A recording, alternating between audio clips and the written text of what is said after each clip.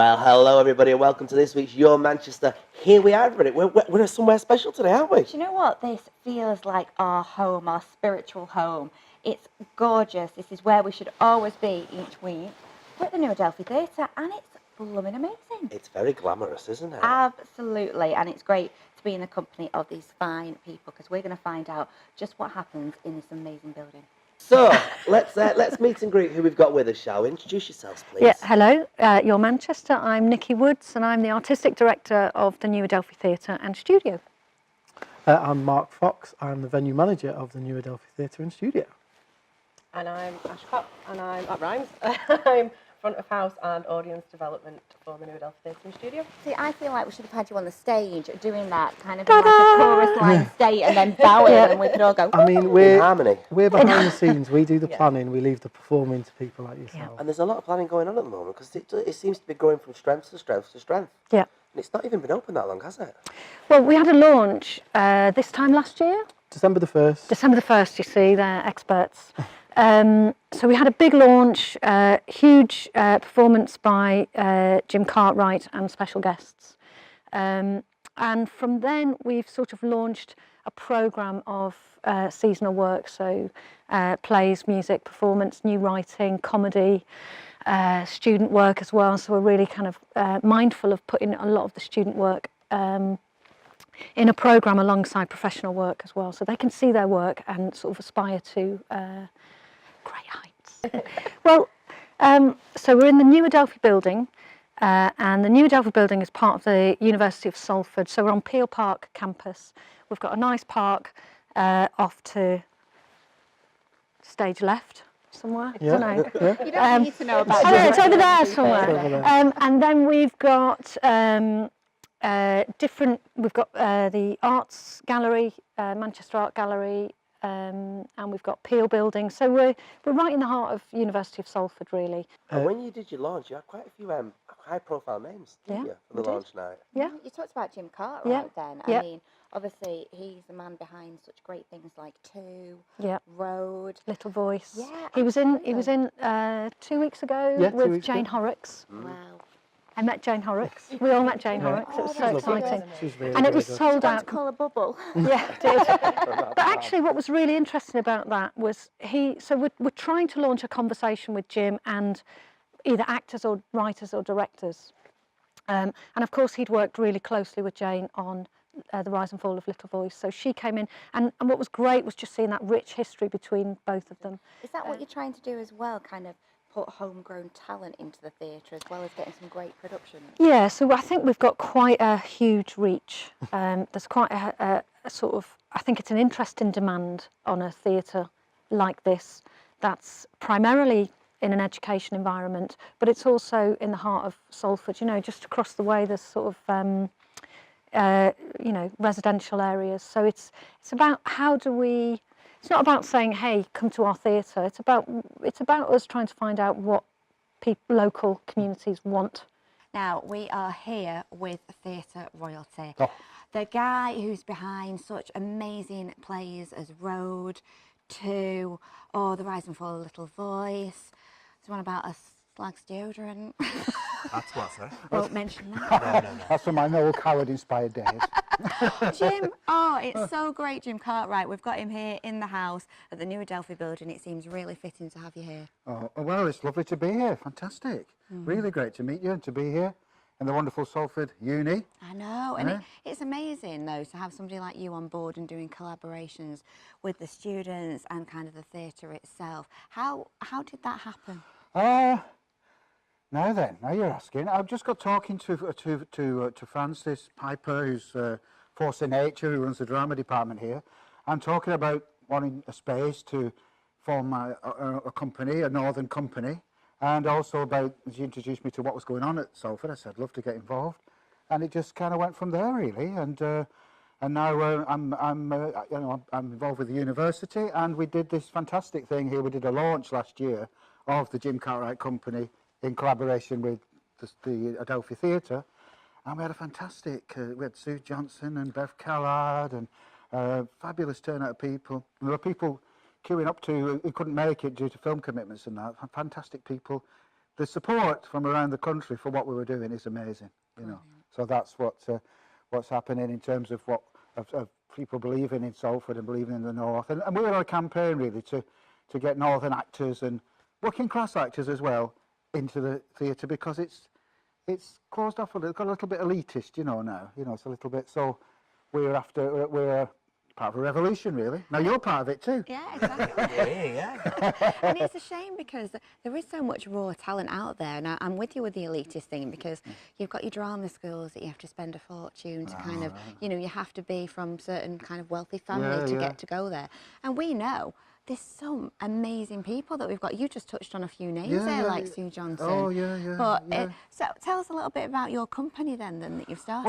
Well, that was the launch, and we've got something else exciting. I can't really talk about it fully at the minute. But well, that's just intriguing, isn't I know, it? I'm sorry, loves. But, That's just a tease. a little bit of a tease for you. But it's going to be incredible. We've got some massive names from the world of theatre who are involved in this next stage of our launch. And then we're going to start doing productions and plays, operating from here, using local people, using some of the students, using names, and it's going to be fantastic. Brilliant. Yeah, something completely different. You don't need Bell and Shell, do you? Hey, we'd be there, wouldn't we? The Bell and Shell show. Right as a part, we'll be there. Yeah. Light the lights. We're off. Tap dance. We'll get told off in a minute. We'll have to take our shoes off. I tell you. So, how does it make you feel when all these people want to work with you, for you? How does it make you feel? Well, it's really humbling, to be honest. You feel really honoured. You know, you put it out there, and then you get all this response, and you think, wow, you know, I have not lived in vain. Good. And do you write with a particular person in mind now to kind of play the roles? Not really, no, I don't think so.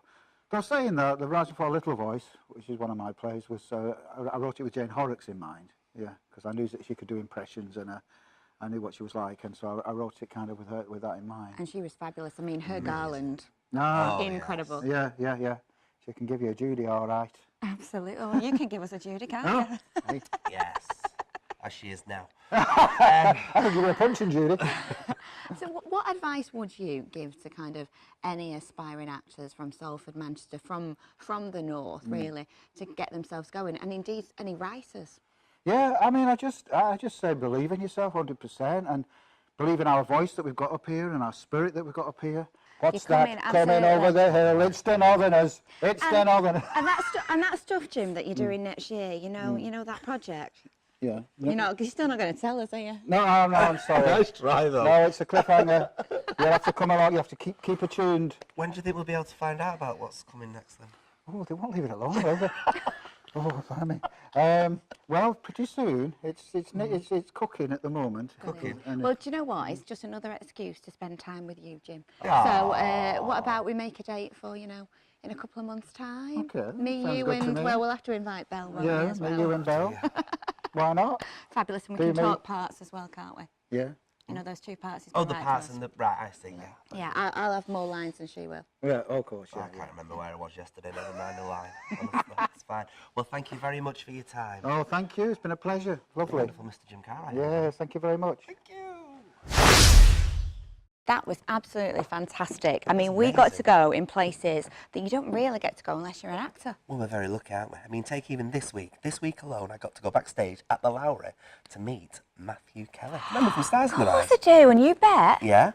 You want to bet on it? You bet. Well, don't fret. Get set. Are you ready? You bet. I'm embarrassed for you, to be honest, Michelle. And we got to see him do his lovely play, which is at the Lowry. The Habit of Art. The Habit of Art. Should we see what he had to say about it? I can't believe you went to see him and I didn't. I know, I had stars in my eyes.